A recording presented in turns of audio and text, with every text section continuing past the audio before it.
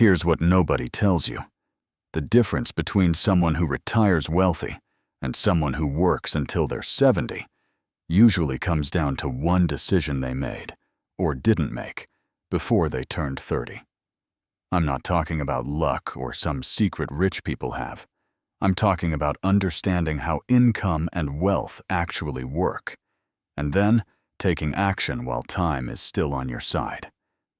If you've ever wondered why some people seem to build money effortlessly while others stay stuck, this video is going to change that for you. Let me show you the framework I use, and it starts with understanding 3 distinct income streams. First, there's active income. That's your job, your salary, your 9 to 5. Most people only have this one stream, which means if they stop working, the money stops coming. Second is portfolio income. This is money your investments make for you. We're talking dividends from stocks, interest from bonds, rental income. This is where early investing in the stock market for beginners becomes critical because time compounds your returns.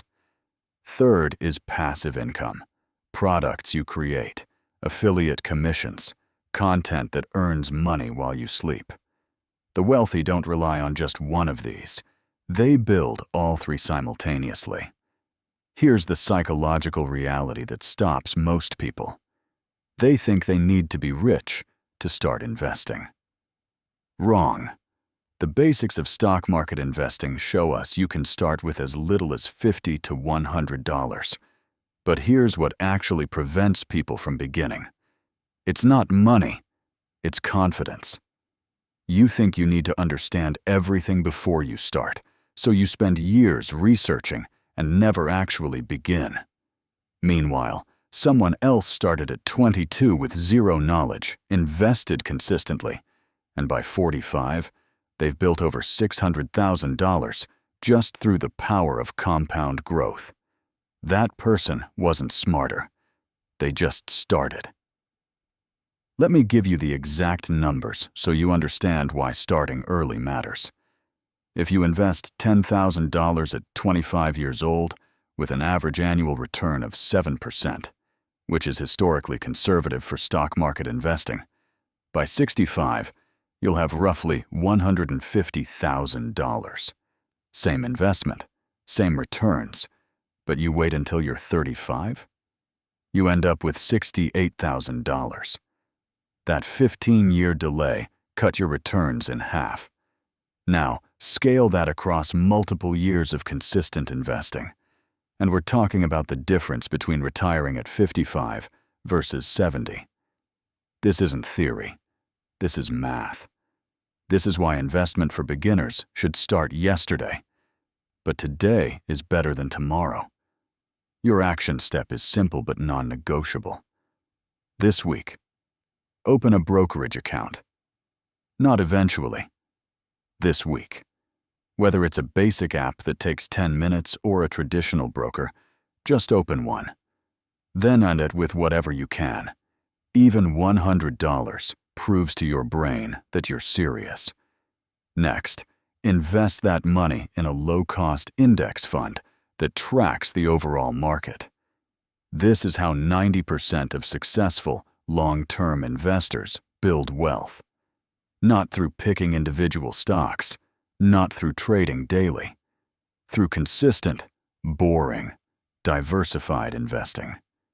Investing tips for beginners always circle back to this because it works.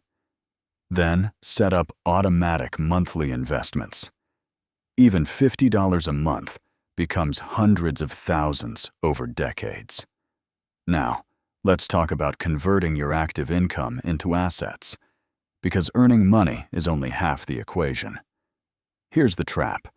You make $30,000 a year, and you spend $30,000 a year. You feel like you're doing fine, but you're not building anything. You need to reverse that ratio. Aim to spend 80% of what you make and invest 20%. That 20% is your wealth building percentage. At $40,000 annually, That's $8,000 a year going into investments. Over 30 years with 7% returns. That's nearly $1 million. The person earning exactly the same salary as you, but spending everything, they have nothing.